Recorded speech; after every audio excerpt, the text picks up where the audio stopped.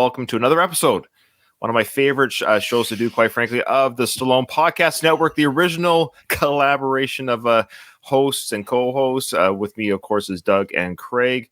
Doug from the Rocket Minute, Craig from Slycast. I mean, we all know who each other is at this point, I hope. How you guys doing? Doug, why don't you tell us how you're doing?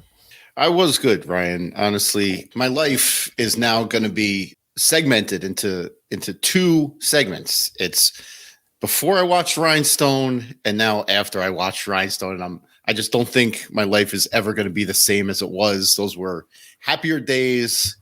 And now I have this memory for the rest of my life. Great. Oh, no. Great. Is it going to be that kind of day, guys? Am I going to be the one getting double teamed here, defending this movie? Well, Craig, I know they'd like to be double teamed by two men. So why don't you go ahead and introduce yourself and how you're doing? How you doing, Craig? Good. Thanks. We actually have our first spring-like day here in Vegas. So the windows are open. So if you hear any noises and stuff. Is that your dog dying at your feet? Or my dog whining. It's just us enjoying the beautiful Vegas weather before we need to turn on the air conditioner for the next 5 months. But other than that, I'm doing good. I always look forward to getting together with you guys. I think the last time we talked was for Paradise Alley. Yeah. And I remember it's funny. Anytime those episodes like go up on the network, I'm like, oh yeah, we talked about that. 'Cause sometimes it's, a couple weeks. This is always a highlight of my podcasting schedule is to sit down with the two of you and talk about Sly movies. How are you, Ryan? Oh, I'm doing great. Thanks for asking. Yeah, we're going to get into this film. Of course, we're going to talk about 1984's Rhinestone. We've hinted at this. We've teased it. We've said this is coming down the pipeline. We knew this day would come. I'm excited to talk about this musical comedy. Doug, it's a musical comedy. Did you know that? It's a comedy. I mean, there was music in it. I do recall there being music. Comedy? Two top 10 singles from this movie. Yeah, that blew me away. I can't even remember any Dolly Parton songs. He wrote all the songs. I know, but like whenever I think of the music in this, it's those pieces of shit that Stallone sang. Yeah. Was it Sweet Love and Friends? Was that one of the ones that charted? One of the ones with God in the title? This record store I go to, the last 3 times I've gone, I always make a beeline to the soundtrack section because I'm looking to complete my James Bond collection. And the last 3 times I've flipped by when I get to the R's, I flipped by Rhinestone, and I always take it out and look and see it's like $8, and I'm like, I don't know, $8, like that's lunch. So I always slip it back down. But the only good thing is nobody else is going into that store, making a beeline to the soundtrack section, going to the R's and being like, finally, my copy of Rhinestone. Next time I go, I might have to grab it just to say I have it. I actually have a pretty good Stallone soundtrack collection. I got the first 3 Rocky soundtracks, which Legit? are, yeah. A friend of mine actually sent me Over the Top, which was really, really cool. So those are the 4 I have. I have some wish list stuff, of course. I'd love to get like the Goldsmith's First Blood. I don't even know what kind of release that saw when the movie came out. I know it's come out since in an expanded edition that I have. It's always cool to get like the original product, see what somebody else picked up in 1982. For the record, the 2 charted singles were Tennessee Homesick Blues and God Won't Get You. Nice. Oh, wow. So, of course, Sweet Love and Friends didn't chart because we'd never hear the end of it from Stallone. Oh, you know who else would never hear the end of it? Frank would never hear the end of it. Oh, man. If he had a charted single. Did Frank ever have one? Far From Over did that. I don't know, man. I kind of feel like there was a very small window, Doug, where Frank was having some commercial and critical acclaim. Sure. Dig that one up. Sure. Okay. So before we get into the film, let's say, of course, this stars Dolly Parton and Sylvester Stallone. They were both respectively about 37, 38 during the making of this film. They're both born the same year. Now, Stallone... Craig, once again, sorry to interrupt. Oh, that's Far From Over did chart at number 10. Oh, wow. There you go. So Stallone, bless his heart, he turned down the leading role to Romancing the Stone that was taken over by Michael Douglas the same year, and he turned down the lead in Beverly Hills Cop. And anytime that actors talk about movies they turn down, if Stallone did Romancing the Stone instead of this movie, Seco and Katie wouldn't have podcasted about it a year ago. Beverly Hills Cop worked because of Eddie Murphy. Absolutely. I know what you're saying. Yes, I know. They completely changed the tone of Beverly Hills Cop for Eddie Murphy. They did. Exactly. Of And course, you Romancing have the to. Stone 2 was completely built on the chemistry between Michael Douglas and Kathleen Turner. It's always fun to do these imagining what Stallone's Romancing the Stone would have looked like. It would have been just as much of a disaster as Rhinestone is to some people. And he'd be talking about regretting making that. I always what about Rhinestone drew him? I can think of two things. Oh, all right. Well, no, I can think of three things. The two that Ryan alluded to, but then also we know that Stallone has always had this secret desire to be up on stage singing. This was an avenue for that. I never fault Stallone for swinging for the fences. He misses a lot of times. This is an exercise that clickbait film sites do all the time. It's nice fodder for discussion, just the alternate universe of what would this film have been like had Stallone been in Romancing the Sylvester Stallone film or whatever else, and it would have been a different film. And you're right, maybe it would have bombed and he would have had a terrible chemistry, and there would have been like, him trying to be Indiana Jones and all that comparison. So you're right, he swung for the fence to start in a comedy, which he was not really known for. Yeah, we're going to get into the film a little bit. So, yes, Dolly Parton, she was 38. Her chest was 42. But no, I such low-hanging fruit. I'm so ashamed. I mean, I knew she was busty, right? My goodness, I didn't realize it was that much. I guess I haven't really... That waist, too, as well. She's got that very tiny waist. I mean... Was she wearing a corset? Like one of those...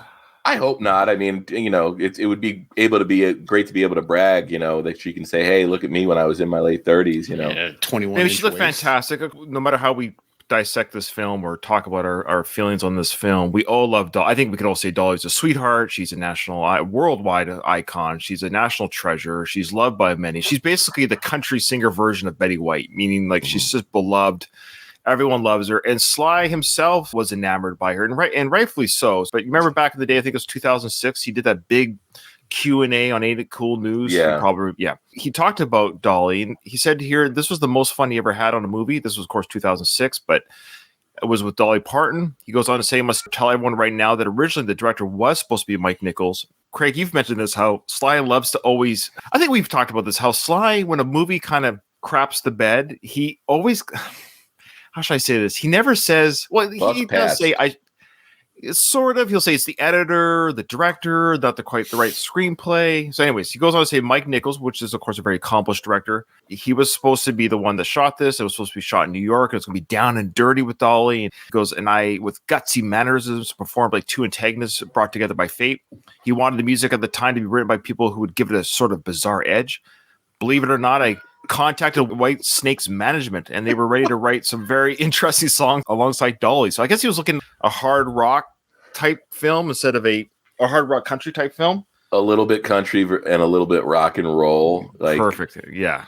He says, well, I would have done many things differently. I certainly would have steered clear of comedy unless it was dark. Still, comedy didn't work for me. I mean, would anybody pay to see John Wayne in a whimsical farce? Not likely. I would say more true to who I am, what the audience would prefer, rather than trying to stretch out and waste a lot of time and people's patience. So not to say he's making excuses, but he is acknowledging the comedy in this film did not work. It doesn't even make sense what he's describing as the alternate version of Rhinestone, though. What the heck is he even describing there? I don't know.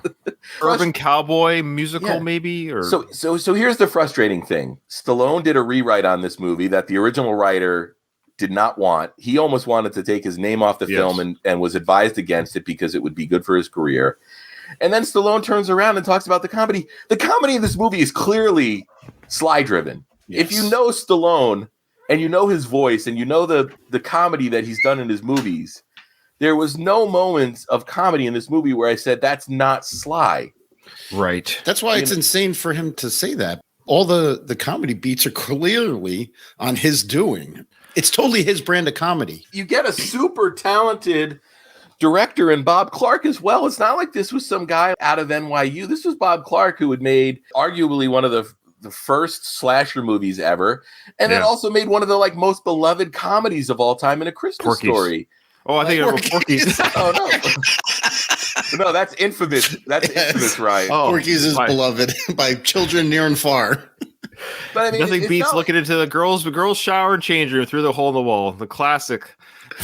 Oh man! To defend the comedy in this movie, there were a handful of moments where I genuinely laughed out loud. at some of the comedy beats in this movie. Oh, Obviously, this movie worked a lot better for you guys than it did for me. This was not my first rodeo with Rhinestone. I've seen the movie before. I've podcasted this movie before. I enjoyed the heck out of watching it. In terms of Stallone disasters, this one is by far my favorite.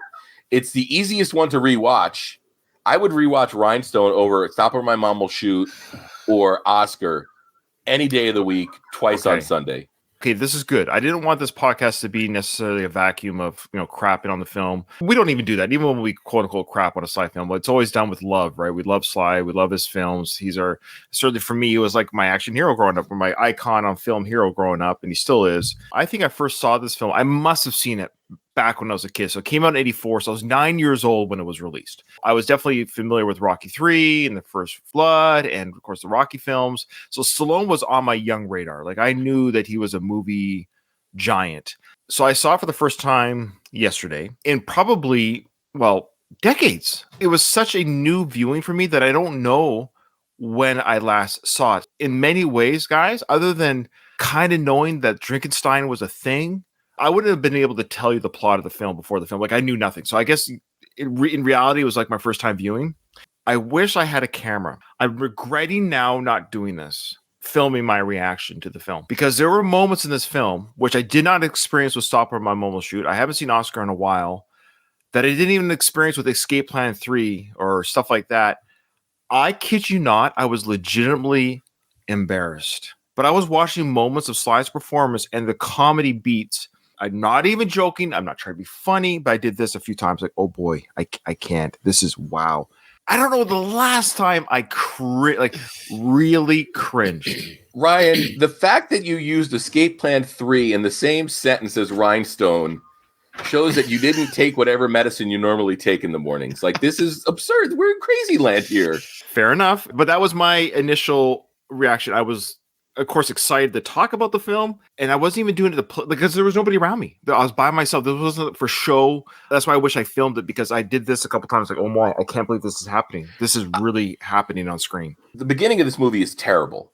I understand why they did it. It cuts between establishing the Rhinestone Club in Manhattan that's got like this rowdy crowd that enjoys holding party favors. We established that Dolly is a nightly or a weekly entertainer at the Rhinestone, and then we intercut it with Stallone driving his cab. I can totally understand your embarrassment here, Ryan, because establishing Stallone's Nick character, it's way over the top. The only comedy in the movie that really doesn't work for me, because you've got the ridiculous Stallone cab driver and the ridiculous cab driving he's doing. And then you've also got like just the stereotypical 1984 Japanese tourists that want to go get sushi. Yes, of course. Why was he driving the cab like that? One, is that supposed to be funny? Is this how he drives every fare? Breaking traffic laws, causing accidents? I couldn't be a passenger in this cab. Is this his daily routine? How did he not have accidents before? And they even started where like they show him basically stealing that fare. I thought there was going to be like a whole altercation with the other cab driver that he like pulls in front of. I guess it was just really to establish the idea of finding somebody that there's no way you could turn them into an entertaining country singer. Well, mission accomplished. Right from the very first line of the movie, when Valet Kid says to the club owner, "Good evening, Mr. Whatever," he says, "It's always a good evening when you're rich, son." I said, oh boy, we're in for a ride. And Craig, over the top is the only phrase you can use for Stallone's performance. It was cringing. I felt cringy. Man, he wasn't going for it in like the Stallone, the way he goes for it when he plays Rocky. This was just a goof to him. He was performing on camera for his friends and family. Like, look how silly I can be. Oh, look at that. Somebody just said, let's face it, they cast the wrong brother. Well, I mean, they should have cast the one that can sing if they're going to put him in a singing role. Yeah. The only guy in the movie that I appreciated when he went over the top with the acting is Dolly Parton's ex-boyfriend, Barnett. That guy had me laughing. You know what he looked like? He looked like a Wish.com version of Kurt Russell. Tim Thomerson, like, he was like a successful actor. Like, can you imagine Kurt Russell playing that role? Oh my God, it would have been brilliant. It would just doing his Big Trouble in Little China John Wayne voice. Look, here he is here. Like he looked like from the Quentin Tarantino film Death Proof. That's who he looks like here. Look at that. Death Proof. Yeah. I love Sly's shirts in this movie, by the way. Oh my God. The one that you have up on the screen right now, which is like the Nigel Tufnell skeleton. And then there's the other one where he's wearing that time that he's got like a camera draped around his neck. Yeah. Yeah. That was goofy. There's some people who are watching and listen to our show who they kind of wait for our reviews or discussions to talk about maybe what the film's about. Doug, do you have a breakdown of the film this time? No. This is a easy. I got this, guys. Okay, great. Okay, so it's basically 48 hours via country music. So basically, Dolly Parton makes a bet with this rich guy who owns her a 5-year contract on her that she can't take an average Joe and turn him into a country sensation. Also, part of the bet stipulation is that he gets to sleep with her. The only other plot element that is of concern is Stallone has wrecked his cab. He needs money to fix the cab, which is why he agrees to take part in this bet. But then we also learn he wants his own cab to start his own. I guess he doesn't want to drive for somebody else. That's it. And then the rest, hilarity ensues, and we get to the end of the movie. A lot of the comedy is in the fish out of water element of the movie. It's, New York. Slow down before we get there. We can't get there yet. You have something before that? I just want to just reiterate. Did I say 48 hours? I meant Trading Places. Oh, fair enough. Okay. Yeah, sure. Trading Places. Sure. It's a bet. It's a bet movie.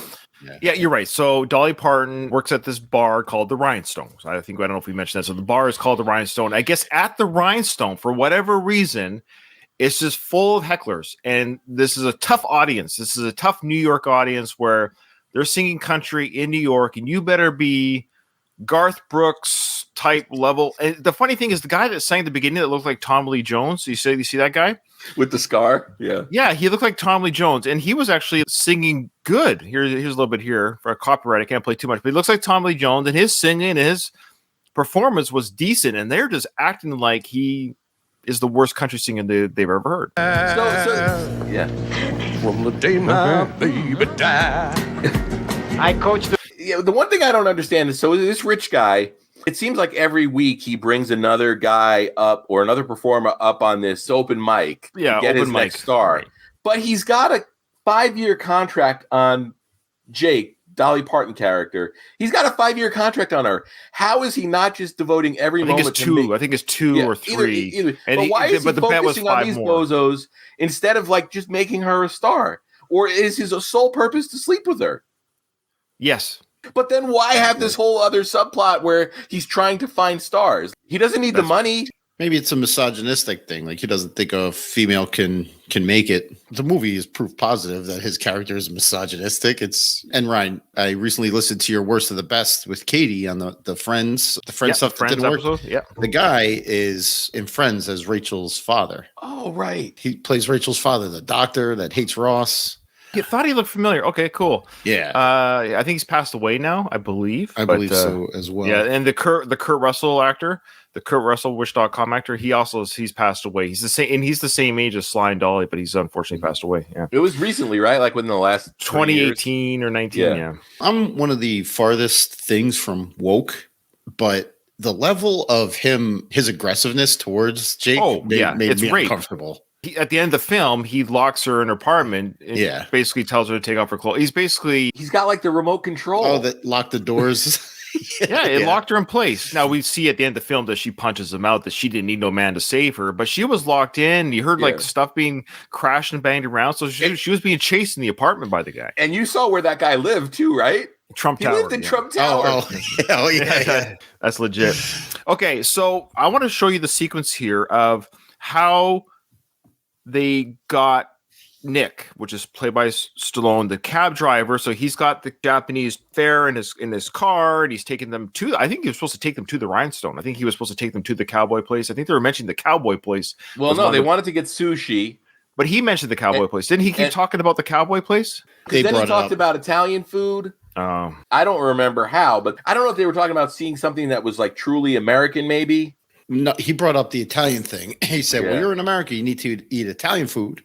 And then after them screaming at his driving, they said, take us to a Western place or cowboy place or whatever. They're trying to get bums out. So the guy's going out and he's trying to recruit bums, like literally like hobos from the street, saying, make this person, because Dolly Parton's character named Jake, she's basically saying, I'm such a great country singer, which she, of course in real life she is. And let's just say Dolly's adorable. She can do no wrong. It's not her fault that she's in this film. This film isn't her fault. Every scene that she's in and does, she's at the mercy of the director and the writer and the production and the editing. But she's a sweetheart. It was hard for me to even kind of make, I would say fun of her, but it was hard for me. I didn't cringe at all with Dolly. In fact, when she came in and just sung like her normal songs, when she was just singing, like, oh, a bright spot in this film. Like Dolly Parton's performances and country singing was the bright spot for me. But her hair is as fake as her chest. However, the wigs, or I don't know why. Wow. I don't know why. I didn't know she had wigs back then, so I didn't realize those were wigs. But they're saves so much time, Ryan. Can you imagine Hollywood? They're on a crazy schedule to begin with when you're making a movie. You're right. Do you want to spend 4 hours doing her hair and makeup? A lot of actresses have their real hair in film. 1,000 actresses, they have their real hair in film. No, I don't know why I mean, it is with her. A lot of entertainers. Cher is another example. In the 80s, Cher was wearing wigs. I didn't realize it was so obvious. That was I didn't realize it was that obvious. That's all. Like I guess I assumed she did, but I'm not very good at catching wigs or hair extensions from ladies or whoever. But it made her head look gigantic. Yeah, well, so does Sly's hair. How did you think of Sly's hair? Yeah. Oh my God, this was its peak. Oh yeah, it was peak bouffant. He was really doing that front buffing up in the front. Yeah, it was around this time that he was realizing, oh boy. Me and a previous podcast host, we used to joke about that Frank and Sly had a hair off. This is probably the start of that hair off era. We've all seen that picture of Sly in that really loud shirt with the stonewashed jeans, and he's got like the mullet. Mm-hmm. Yes. That was peak hair off, because Frank had some wacky hairdos too. And this lasted a long time. The hair over the ear, it would come down to like probably just above like the bottom of the lobe. Yeah. A true helmet almost, the Luke Skywalker, if you will. Yeah. Terrible. Okay, so I want to get to how they run into the so I think the key point here is he tries to pick two homeless guys, and Jake says, wait a minute, we said normal people.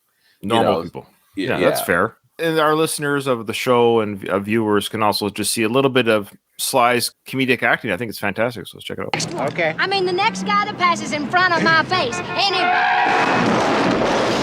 we see an off-screen car accident too. So what did he hit? He drives up and you hear another the crash. Car? We don't see pass by. So where does it speed off to? A car behind the scene T-boned the cab.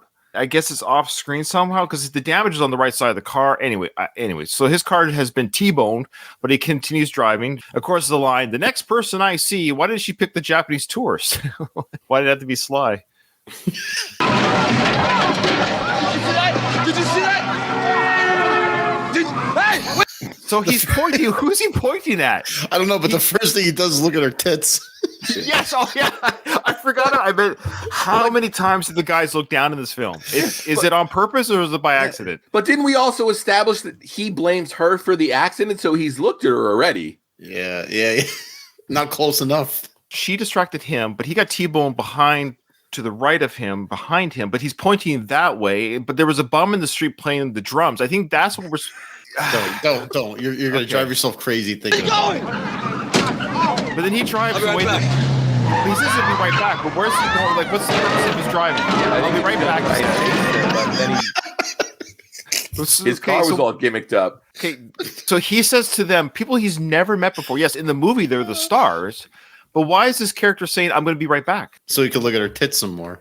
I guess so, because he drives out to the middle of the road to obstruct traffic with a broken car and then gets out. Doesn't make sense. So they've made the bet that Nick is the guy that they're going to do this thing with. Do we ever get any real dialogue as to why Nick agreed to other than he's like a new cab? And I don't remember them talking about going to that. Was it Nashville they were going to? Was that the state? They went to Tennessee. Outside of Nashville, because we never see any bright lights. Like, she lives in the sticks. Does anyone know what the reference to the domino is on his jacket? He talks about it, he does wear it. Eventually does leave his wardrobe later in the film, but he does reference it. Is there something that I'm not aware of about dominoes? Okay.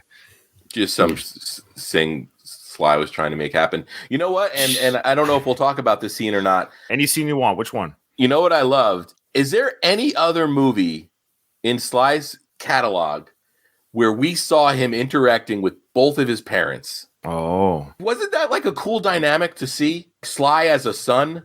I'm trying to think, and I can't really I don't recall. think there's any other movie where his parents had an active role. We see his dad and we see his mom. are we led to believe he's younger again in this film than he is? He's 38. Well, I mean, he's those parents look like they could be in their late 50s. They look their age, sure. They look 65, 70, quite frankly. But the way they treat him like a little boy. I bet you that dad, I bet you that guy was like 53, Ryan. I'm telling you. He was good. I believe you. He was a bright spot of the film. I liked watching him. I think that whole funeral home scene, that absolutely works for me. And this is 100% Sly. I don't care. Tutti Frutti. Do not care what anybody says. Him living over the family funeral partner is 100% Sly. Coming up the fire escape, 100% Sly. Right. And then the whole big organ joke worked for me. I'm sorry. There's the scene where they're talking about the big organ and the guy's like at the counter and like he gives Sly the thumbs up. Did you guys catch that? Yeah, yeah, there he is. Yeah, that guy. Yeah, the big organ guy. They did it too many times though. Twice and You move might have on. to learn 50 of them.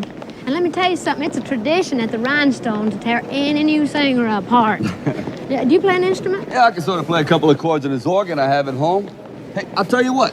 Why don't you come to my house and you can teach me a new song? Go to your house, huh? I suppose that's so you can show me your organ, right? Hey, why do you think I'm conning you? I'm telling you, I really do have this big organ. Thank you. Over the top.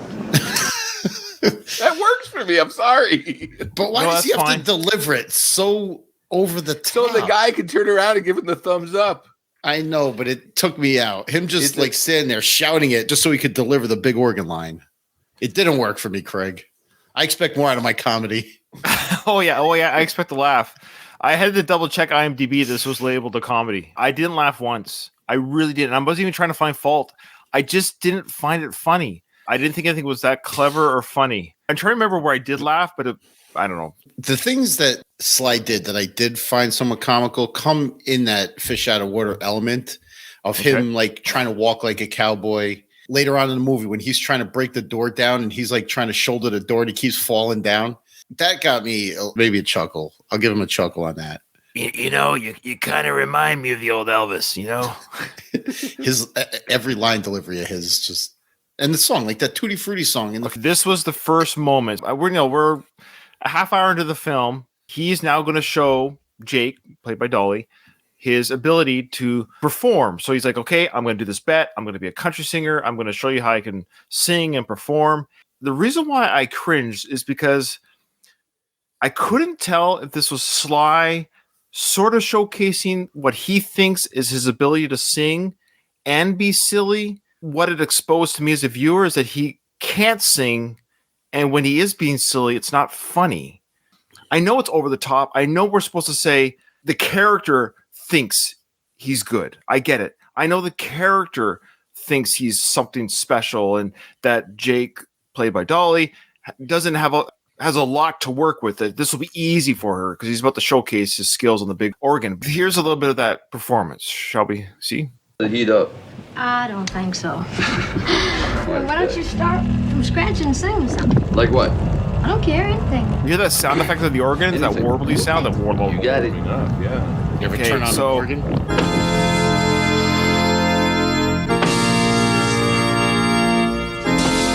This thing must have pneumonia. I think it must have pneumonia. I don't get that. Look at this right here. This. I started cringing pretty hard.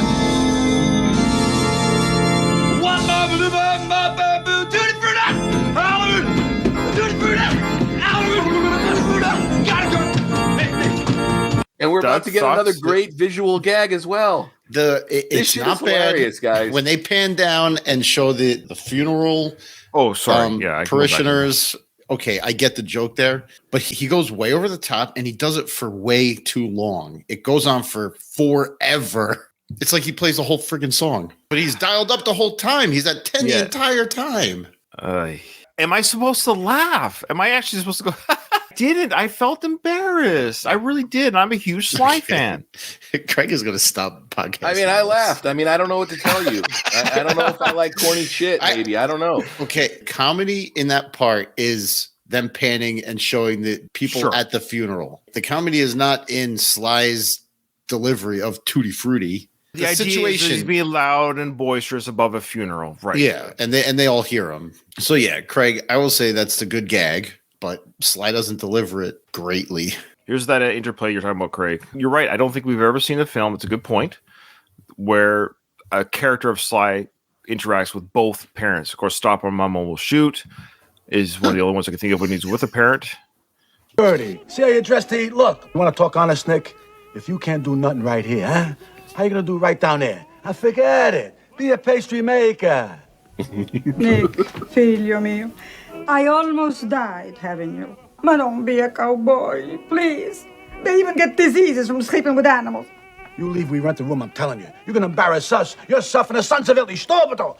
Oh, whoa. Folks, ain't nobody going to embarrass nobody. This man's going to be a country singer. He's going to win that bed. He's going to win my contract, going to win that taxi. But most of all, he's going to be gone. Now, I appreciate the hospitality and the fact that you gave birth to this fella here. Say again? That dude's like 53, Ryan. That dude is not in his 60s. Now, I never saw Saturday Night Fever, but is his dynamic with his parents similar to Daddy Zuko or whatever the hell his name is in Saturday Night Fever? Well, kind of. Yeah, I mean, you've got annoyed and Italian parents. Let's just stop the recording right now. Doug, go watch Saturday Night Fever. Yeah, I know. It's blasphemous. I think I've maybe seen it the one time, probably around the same time I saw Rhinestone, maybe when I was a kid, to be honest with you. Oh, man, I watched it. We watched it here at the house like 4 months ago. It was on HBO, and they had both cuts of the movie. They had the R-rated cut, and then they had the PG-13 re-release version or the PG version where they got rid of the P finger line and some other lines.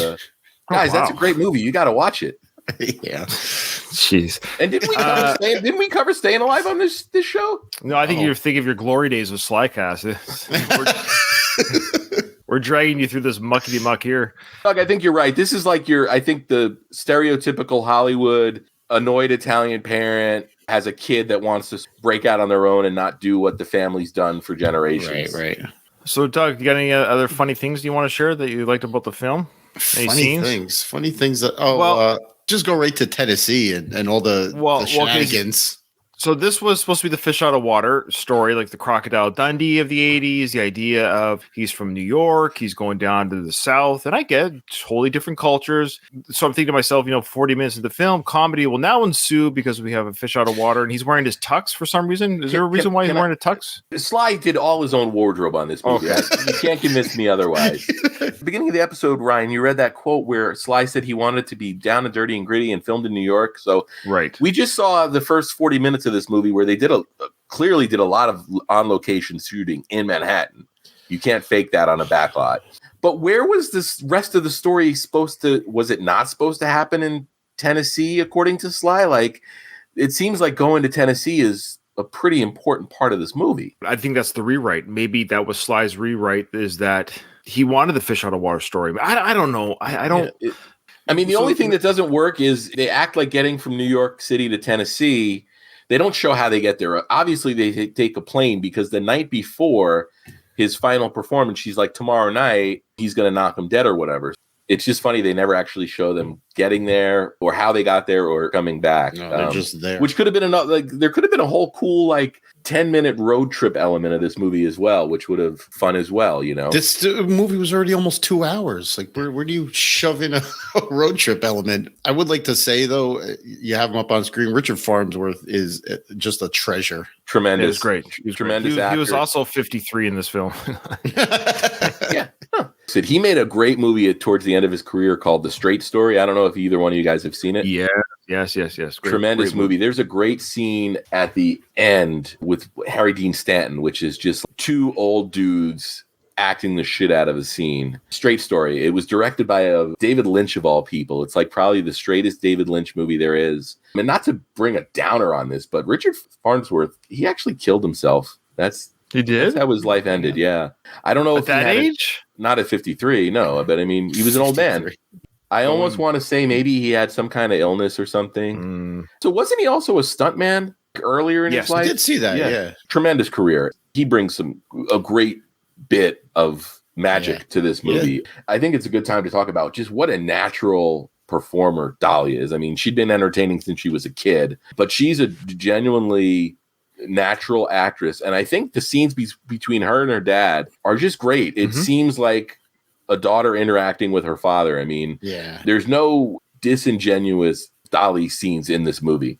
Dolly is the highlight. Can't say anything bad about Dolly. She's fantastic. There are some good actors and there's some good moments, sure, but I think, and I hate to put it on Sly, because I don't know what it is. I don't know if it's the writing. I guess his acting is fine if you want to look at it as he is this character. He at least stayed true to the character. This Nick guy, it just seems to be goofy, silly, heart of gold, not offensive at all. Like, he wasn't mean ever. It seemed like he really wanted to do well by all this, and he truly was a fish out of water when he came down here. But then he accused Dolly later of being pushy and all this stuff. I was like, I didn't really see that. Do you remember the scene with them at the dinner table? I think they try to establish that he's way more open to direction from Tim Thomerson. There's a little bit of woman hating from all the characters in this movie. Like, they're all constantly discounting Dolly's ability or her opinion of things. So I think it was just more of that. You know, and she's just as much a fish out of water as he is, being in New York for the first part of the film, but it doesn't faze her because, I don't know, she's been in it a while, or she's, already made a name for herself. Yeah. You could argue things just bounce off of her easily. And speaking of bouncing, we've got the snare drum here, Ryan. It's the Wild Possum Band. Yeah, they're great. Did you guys notice in the end credits, one of the bands, there were a lot of Partons in that band. Yeah. There were like 4 of them. So I don't know if it's probably this Wild Possum Band. Yeah, but it was all Dolly family. And did you recognize the bassist from the Rhinestone with the beard? Yeah, that's Leo Sklar. He's legendary. He's played on thousands of recordings. He's a big part of Genesis and Phil Collins' years. Yes, you'll see him in the old Phil Collins videos. But I mean, that guy's an absolute legend. I mean, he's played on literally thousands of records. And he's still alive. Yeah. He was probably 40 in this. He was 53 as well. Everybody's 53. People looked older back then, man. I don't know what it was. I know. Okay, this scene comes out of nowhere. I think this is the Drinkenstein scene. I think I've got it queued up. So there's no lead up. We all of a sudden just see Nick, played by Sly, in this ridiculous getup. He's singing Drinkenstein, right? This is this famous part of the film. But as a first-time viewer, essentially is what I was confused as like, how did we get here? Why are we here? Why is this happening? In this world, why is he performing this? Because we have to assume he has practice. This is not his first time singing the song. He has to learn the lyrics. He has to sing within the certain key or try to. He's practiced. I guess time has passed since he's arrived. 2-3 days, 4 out of the 2 weeks, no time has been indicated. All of a sudden, we just see him performing with the Wild Possum Band. I just want our viewers to see a little bit of what I'm talking about. Again, I can't play too much of it, but let's just show. Too much water. Is he here yet? Shoot! I thought it was Drinkenstein. Oh, no, it's at night when he does Drinkenstein. She's giving him like homework assignment. In that scene, she did okay, let's see what you got. Hands him a guitar, and he starts doing that Tutti Frutti bit again. Oh, yeah, that's right. Was that the scene? He starts screaming into the microphone. Oh, was that scene at the beginning there? That's when you started playing, was that? Yes, and that's it right. shows the dogs like running away and everything. Oh, okay, my apologies. All right, that was funny, Craig. I'll give you that one. The dogs all reacting. The animals just hightailing it out of there. Nothing better than animal comedy. That's it? That's all you move? That's country. That's rigor mortis. Okay, that was the one funny line. He's moving so stiffly. Get it? Anyways, I thought it was clever. But You're something. Hit me an open chord. Now, can you play something country? Can I play something country? Nick? Stand back. You know what his character reminds me of? A non-slurring Rocky for Rocky 5. He mentions all the jokes and the quips. You know, in Rocky 5, he's just endless with the jokes after he gets the brain damage. You know, like, I'm going to violate a parking meter. He does this thing like when somebody asks, can you do such and such? Can I do such and such? And then he goes into like this. Well, that's the thing I kind of like about the character is he's got like this false bravado because he thinks he can deliver, but he can't. But he's got this crazy confidence, which is ultimately what fake it till you make it, right? Well, yeah, but that's ultimately what makes him succeed. Spoiler at the end of the movie. It's not his singing ability; it's his confidence and his ability to entertain. Mm-hmm, mm-hmm. Sure. So he's going to show what he can do. We saw what he can do on his big organ. Now we're going to see what he does on the guitar. Oh, oh, oh, oh, McDonald had a farm, yeah, yeah, and on this farm he had a cow, yeah, yeah. What if Bow Wow here and I got a cow, so don't tell me cow. Boom, what a boom, boom here, boom, boom there, boom, boom there, everywhere, boom, boom. No. Get down, cow. Whoa. That shit works for me. I'm sorry. That works for No, me. you don't have to apologize. Craig, there are people listening to the show who have a soft spot for this movie. Do not apologize. We need to have the defenders because I didn't laugh. I felt uncomfortable. Ryan, That- you that compared was- this to Escape Plan 3 earlier, so your opinion is completely Oh, stop it. invalidated. That there was like a classic one take thing because he starts going, "Old McDonald had a cow with a bow wow here. Wait, that's not a cow sound. What does the cow say? Moo moo." You know, he's just jamming out on the guitar the whole time. I also love Ryan. You just flip past him in the yellow skeleton shirt. This is Stallone, like with his Rocky 3 body. Right. Oh, yeah. He is thin in this film. Yeah. Yeah, he is. Look at that face. I'm going to have to snip that. I'm going to have to snip that right now. Keep talking, guys. Keep talking. Like, I got to get a picture of this. Who wrote this song? It said all the music was by Dolly Parton, except for in the end, there's like 1 or 2 songs that were credited to songs, existing songs. I think Dolly wrote this. I mean, she's a talented songwriter. Yeah. My take on this scene, to put you up on stage in a humiliating outfit, singing a bogus song, if you can deliver it with confidence, then there's something to build on. Like, you start at the bottom and work your way up. And right now they set him up to start at the rock bottom, wearing that outfit and singing this song. So it was like initiation? Kind of, or just to see if he can still do it. If he can do it looking like that, singing that song, and she still thinks that she can build upon that. Why does he sing like this? Up and down. I didn't know. understand. He does this up and down thing. Yeah, sure. You got yourself a deal, cowgirl. Okay? Oh, and St. Nick, the wild possums are going to be here soon, and I left an outfit laying on your bed. Oh, yeah? You're going to love it. All right. I love new clothes. I'll see you later. So why is he moving like this? I don't understand it. He's feeling the beat. He's feeling the beat.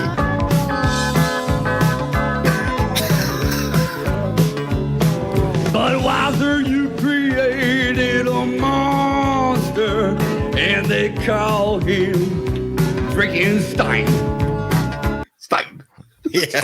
Yeah. Okay. So there's the Drinkenstein. I'm again for copyright purposes. I'm not gonna play a lot of it, but so they're trying to train him to be a cowboy. So they got him doing the walk and all this. Yeah, stuff. walk like you've got jock itch. Yeah. Which pays off later in the movie. I don't know if you guys caught at the Rhinestone. Somebody says he's walking like he's got jock itch. Yeah. Yes. Did say that. Or is it at the club in Tennessee the night before? Either way, they pay this joke off. But why is he still wearing the outfit?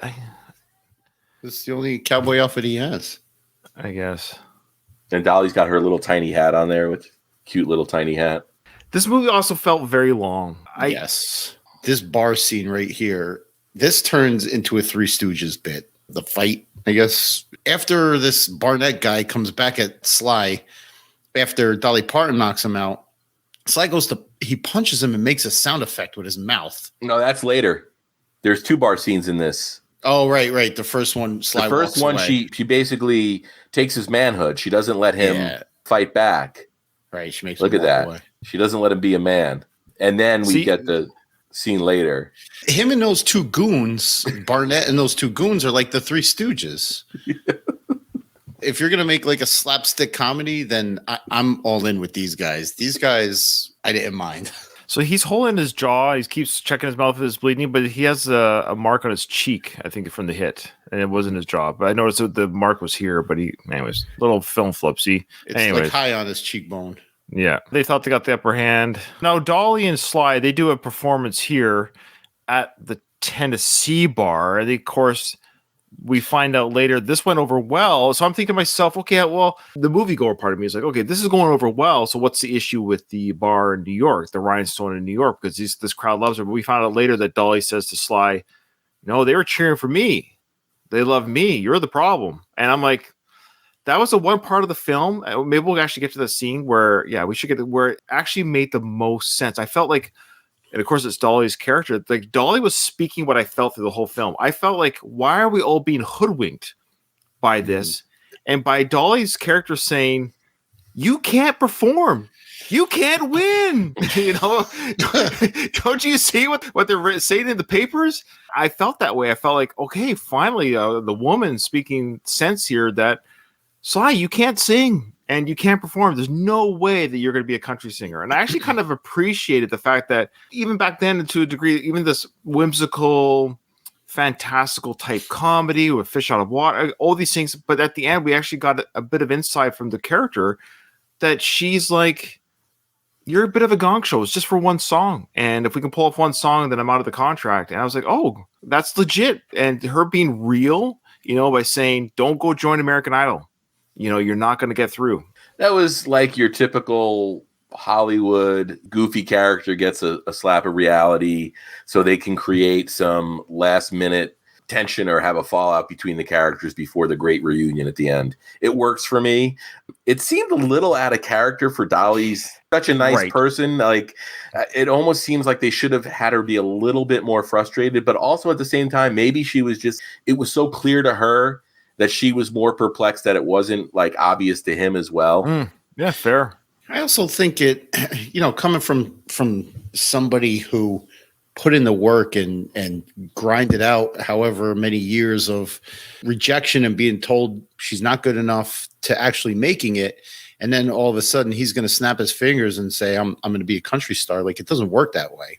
And from her, as somebody who's put in the work and who's pounded the pavement trying to get it done, it's probably a little offensive to her. She's been grinding. Yeah. She's been doing this business for many years, and she's still only working at the Rhinestone, so to speak. So she's like, you think you're just going to sing one song with me and you're going to be a star? Yeah. Right. It's in that second bar in Tennessee scene when he gets on stage and her ex-boyfriend starts heckling him. The roast style jokes that he throws back at the guy were actually not bad. Oh, I don't think those were written by Sly. All the grease in your hair. Did you comb your hair with a pork chop? Yeah. Doesn't he talk about like screwing a cat or something? Yeah, the cat's pregnant. You can always tell when Barnett's been over my house. The toilet ain't never flushed and the cat's pregnant. And the next one, his zipper's rusty and his boots are yellow. I will give credit. The sound Foley work, they actually made his mic sound different, like a 1980s microphone. Barnett, it looks like you got a slight bladder problem. I can tell that from your rusty zipper and yellow boots. He must know Barnett pretty good. You must know Barnett pretty good. So I don't think Sly wrote those jokes. There's no friggin' way. I will give credit to Sly, of course, and to Dolly especially, of course, that when they were singing these songs on the stage for the film, they were live performances. There wasn't canned music, because you could tell with the interaction and Dolly talking, the little speak parts they were doing between the singing, that this was live on mic. I will give full credit to that. Yes, of course, Sly can't sing, and he knows he can't sing, and Frank knows he can't sing, but that's the whole point of the character. The reason why they don't have Frank Stallone doing this film is because he actually can sing. It wouldn't be funny to take Frank, who might just be an out of luck singer, to sing a country song. It'd be very easy training. The whole idea is this guy is a New York City cab driver, and he doesn't have a singing bone in his body. And Dolly's the one that trains him from literally nothing to something that's passable for fun. That's the whole point. But that being said, I did notice my music for live performances. I'm not a music guy, but I can tell when something's live. And yeah, their voices were live on the mic and they sang it live. So I give them credit for that. The whole family scene too. Which one? The one? Yeah, Sly's buddy was there. Yeah. I think you've interviewed that dude before. No, that was the other guy. Okay. I forgot that dude's name, but he had a falling Jimmy out with Gambino. Sly, right? Yeah. What was he doing in this film? Sly's throwing a bone. Was he in the film? It was after he's like Dolly dead in the middle of the shot too. Like he's in the shot. It was like another Sly favorite to Jimmy. He's the guy, of course, that plays Mike in the first Rocky film, and Jimmy in the fifth Rocky film. Yeah. We have this very tasteful coitus scene where everybody's dignity is intact at the end. So they have this big sing-off together where Sly sings with Dolly. He's back in New York, and everyone's embraced that. In fact, he's a cowboy now. And this is the moment where Dolly mentions that you can't sing, Rock. Sly looks pretty good here as a cowboy, I think. I think there he is right there. You caught him. Oh, there he is. There he is. I didn't catch him there. He's in another shot later, but I just caught him here. That's weird because he wasn't in the second Rocky film or the third one yet. He's in this film. That's weird. Wonder how he ended up there because there's some sort of discussion. Okay. So we have never gotten, other than you could argue the Rambo films to a degree, a true Sly Western. It's too bad. Yeah. Let's hear this. Wait. You don't think I could ever go back to driving a taxi again, do you? I mean, Jake, I'm a singer now. Oh. That's right. He's a Sinatra. Take the cab. What makes you think you're a singer after 2 weeks? I mean, I do. After feeling what I felt up there on that stage, I could never go back to hacking a taxi. I get it, and I bet you it feels great to be a rock star. I bet you it feels fantastic to have people cheer for you and what have you. So he's saying, hey, I know what it feels like to have people cheer and while I perform. And she's like, well, yeah, but those people were cheering and your family's cheering here because they're your family and my family friends are cheering for me back at the other place. But for the public, especially for the Rhinestone public, because they got groups of hecklers going there, there's no way you're going to survive this. There's no way you're going to be a performer. So she gives the real talk, the straight talk, which is ironically a film she started in later. So we go to the end. Why this outfit? She made that for him special, didn't she? Was that set? I thought it was. Right So here. nothing's off. Nothing's off, it says. I love this apartment too, by the way. That fireplace. Classic 80s. Fire, Crackling fire. some mood lighting, and some Mood lighting. So he's trying to set up, Harvey Weinstein this place. This one needs no explanation. Dig it. Look at that. Looks like Superman's bed. I love it. Good night, Brady. Hang on. And then he's got the Matt Lauer device. Boom. Yeah, there you go. He locks the door. Wow. Reminds me of the Rocky 1 scene. Don't leave. Okay, so Sly's wearing that ridiculous outfit at the end of the film. He can't, for the life of him, somehow track down a cab. So he takes the Rhinestone horse. I think that's Mel Tillis he steals the horse from. Okay, Hey, pal, test drive. Going up. Test drive. Listen to this ADR in the studio. This is not him on the horse. So you can imagine Sly in the hey, get on the horse. Hey, test drive. Hey, whoa, cease and desist. Like he's doing all these jokes in the studio for the horse scenes. And then of course it's the Lone Ranger. Is that the Lone Ranger thing? What's it called again? That song? It's called like the Revelry or something. Relax, ready? Wedding Till Overture? That's right. Jake, come on, you get a headache here. You make me look bad. No, horse. Headache. No, come on. No, you give me dizzy. Come on, please. No, okay, now. Okay, get it up. Move it. Floor it. Whoop it. Okay, take off. You know what I love about this is, and I've noticed this in a lot of movies recently from this time period that take place in cities, is you can just see where they closed off the street and there's just crowds of people watching. Sure. Like here it makes sense because the guy stole a horse. So, but it's just funny that you can just see they're like, there's no way around it. There's people watching us film. Yeah, so he rides a horse instead of a cab. He was actually a good horse rider at this point, right? Yeah. He's always seemed to be an equestrian throughout his career. Yeah. So he does that like guy that doesn't know how to ride a horse pretty well. Yeah, you almost have to know how to ride a horse to fake not ride a horse. Right. Yeah. Okay, so he gets to Trump Tower, goes Rides right into the lobby. Here was the scene that Doug was talking about where he's trying to break down the door. Dolly's being harassed inside the apartment. And I thought what was going to happen, though, is that they were going to open the door on him. He was going to go running through. I thought that too, Ryan. I thought that too. Okay. So, of course, the guy goes flying out, and I'll give credit. This is a little bit forward for its time. It wasn't Sly that knocked him out. Yeah. It was Dolly. I will give credit to that for this film, especially for 1984, that Dolly was not a damsel in distress ever throughout this film. You look at movies historically, and there's been a lot of talk recently about Hollywood catering to certain segments of the population. Sure. It's always been woke. Yeah. This movie proves it. And there's tons of other movies where we talked about Big Trouble in Little China. The Asian guy in Big Trouble in Little China is the real hero of that movie. Kurt Russell just reacts through that whole movie. So it's just funny. I love the Jay character in this movie. The only thing that's hard to understand is why she's not a star. Unless you go with the idea that, this guy had been suppressing her just because he wants to sleep with her. He has her in this contract that it's a dead end. I admit when he was ready to do the song at the end, he started singing this terrible country song. I was like, I actually couldn't think, how is he going to get out of this? I thought, yes, Dolly was going to join them. Of course, she does join them on stage. But the song at the beginning is like, oh, I can't believe this song would ever be considered to be the song. And so he decides to do, hey, you know what? I guess you could say Back to the Future stole this idea where Marty McFly does the Chuck Berry solo, and he's like, your kids aren't ready for this just yet. So this is Sly's version of, because he says, if I'm going to die up here, I'm going to die my way. And that was his. If you don't want to play in my fantasy, shut up! Give me a rhinestone rash.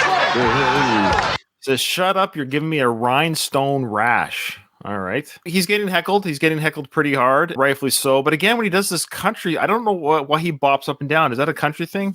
I'm not familiar. I guess so, yeah. Is it just designed to show that he's not really into it? You can definitely see his confidence is starting to waver. Every time he did this duck face, I thought of Doug. I thought Doug's going to love the duck face. He does so much Sly duck face in this film. Have you noticed that, Doug?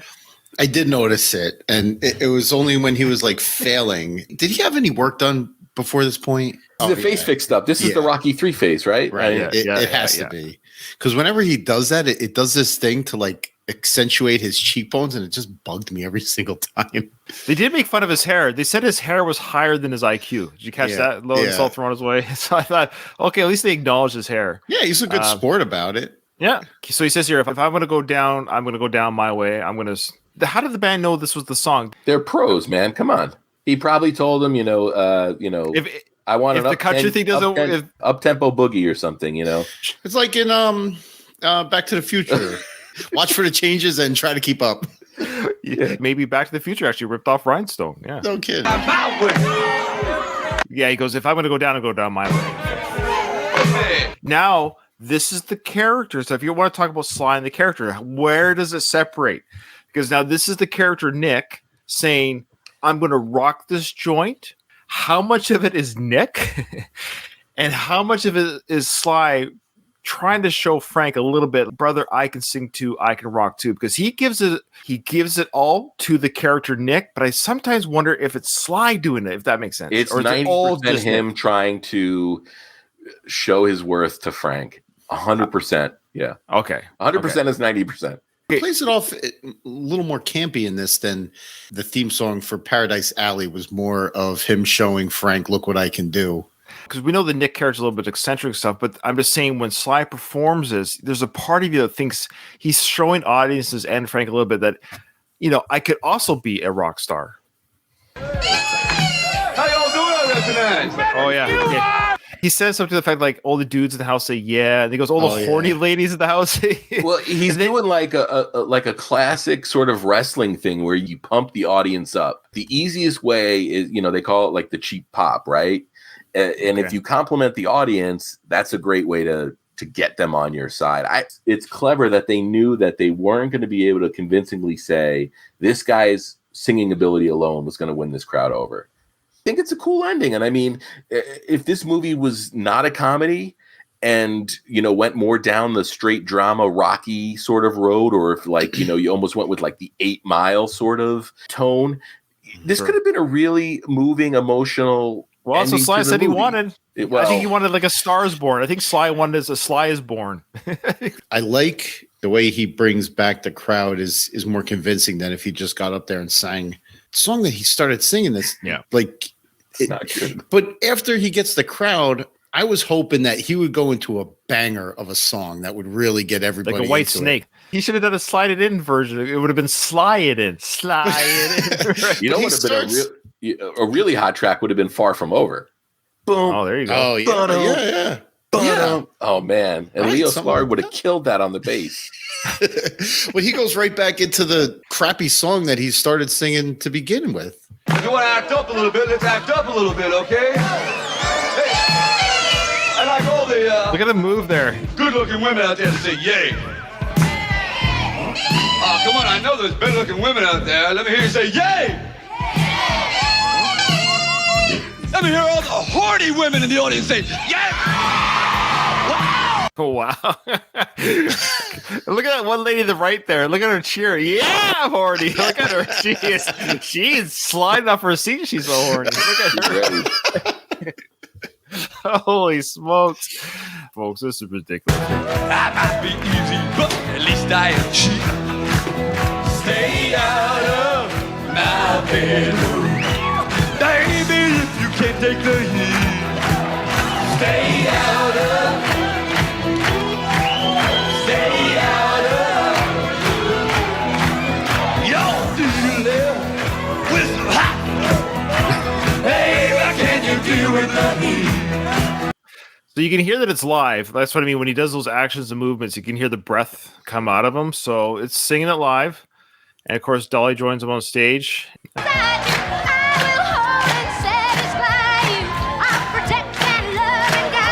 Highlight, of course, Dolly.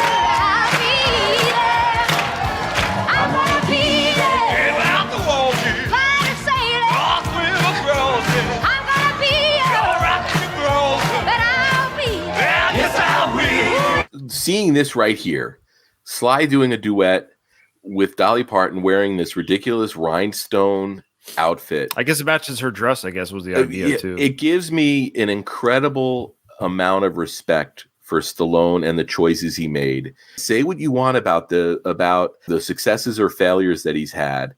Can you see, I mean, I know Arnold went down this road with Kindergarten Cop and Twins and stuff, but this is Sly paving the way for that shit. I don't think he gets credit for taking the chances that he took. No, he could have had a really boring career. And he said, sometimes you fail, but he took the shot. That you can never take away from him. He went for it. When he decided to go for something, he really went for it. And his performance kind of suffers because he does go so over the top with some of those performances. He went for it. I agree with everything you're saying. I've always admired Sly for taking chances. Arnold couldn't do this film. So this is where Arnold and different are different. I'm not saying better or worse, but I'm saying Arnold couldn't pull off a singing film at all. I will give Sly credit for doing this. I know he says he wishes he never did that. He does that all the time. Oh, here's the band, by the way. So the Wild Possums was filled with a lot of Owens. And it's the Cut and Slice band that's all Partons. Look at that. Partons and Puckets. Yeah.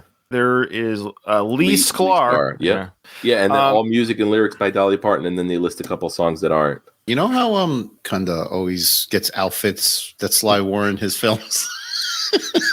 Yeah, why is he not wearing that one? He posted Drinkenstein like a week or two ago, though, on Instagram. Does he have a Drinkenstein outfit? No. I mean, he posted this scene. I don't know if he saw that we were going to be covering it. Well, maybe. We announced it, but yeah, there are listeners. I know people are excited for us to cover this. And this is what I think has happened with you. I could be wrong. It's not a criticism, but it's an observation. I think there's some nostalgia for you. I think there's some nostalgia viewing. So this is a film that I saw, like I said, when I was a kid. And I just never went back. And I didn't go back, not because I just never went back to it. I've been a Sly fan for decades. You name the movie, I saw it in the theaters. After Rocky III, I think I saw most of his films in theater. Of course, I probably saw this as a kid because I saw everything Sly did, but there might have been subconsciously there was a reason why I never reinvestigated. I was embarrassed, or I had no interest to sing Sly sing or hear him sing. Watching it for the first time in 3.5 decades, I wasn't even trying to find fault. I would watch Stop Where My Mom Will Shoot. I think that generally has some funnier moments in the film. I think it's a better film than Stop Where My Mom Will Shoot. I think it's a funnier film than Oscar. The fact that we have 3 absurd Stallone movies to choose from speaks volumes about the choices he made and the career that he had. It's good that we saw John Wayne do a whimsical farce. That should have been done. I think that's what makes Sly braver than John. Maybe Sly might feel embarrassed or like, oof, I got some egg on my face. But he also should be proud that he was braver than John and took those chances and those big swings. So I agree with everything you're saying, Craig, about the big swings, take some chance, stepping out of his comfort zone. I think this is a film, sure. I think I could watch it again and not be as cringe by it. But I think I was just so surprised. I actually thought it was going to be a better is the right way. I don't know how to describe it. I guess I just thought it was going to be different and funnier than it was. Like Police Academy, for example, those aren't good films, but they're funny, or Naked Gun, or like I don't know how to. I just watched 4 Police Academy movies this week. This fits alongside completely because those movies are fucking dumb. And at the end of the day, this is a dumb movie. I couldn't remember. That's the thing. I came in thinking that it was a smarter comedy. And I don't mean that to say it was. Had I known, Ryan, watch this like you're watching the first Police Academy film type of acting and comedy, like, oh, that type of 80s comedy. That's where I was misled in my brain. I kind of in the same vein as you guys. If Sly kind of toned down his part, if he played like a straight man in a slapstick comedy like Ted Stryker in Airplane, for example, right, it would have been done better. I think it would have been like the jokes would have landed. Just his delivery of the comedy doesn't work. And he kind of threw Bob Clark under the bus here by saying it was supposed to be a Mike Nichols film. But all of these choices were Sly choices. He wasn't looking to Bob Clark for direction on his performance. No. Yeah, I think if I could go back in time and bend Sly's ear after his surgery, bend his ear and say, let's just tone down the Nick. Make it more about the relationship. Make it more about the fish out of water. Sure, and all that stuff. The difficult thing was here is we had to establish that he was a character that had confidence and bravado. It's hard to do that in a subtle manner. You've changed my mind a little bit, Craig. You've shown me why you think the way you do, and I appreciate that. So yeah, folks, if you haven't seen the film, we really haven't spoiled anything. I think you owe it to yourself. If you're any way, shape, or form a Sly fan and have not seen this film, you owe it to yourself, especially after hearing our comments. I'd be interested to hear people say, hey, here's my preface. Go into it knowing it is a goofy 80s comedy, and the Sly character would have fit in a Meatballs type environment. That's how goofy and silly his character is. Did I come around on it? Maybe slightly. I kind of Craig helped me a little bit. Help me see what it was a little bit more. I kind of hyperbolically said that my life is split into 2 segments, but pre and post Rhinestone. Well, we could continue. I was just so bugged by his delivery on. We should tease our next episode. Maybe we will just continue the comedy trifecta. We did Stop or My Mom Will Shoot. We've done now Rhinestone. I think it's fair to ourselves in the channel if we do, of course, Oscar. I think we need to reinvestigate Are there any Oscar. Good movies left?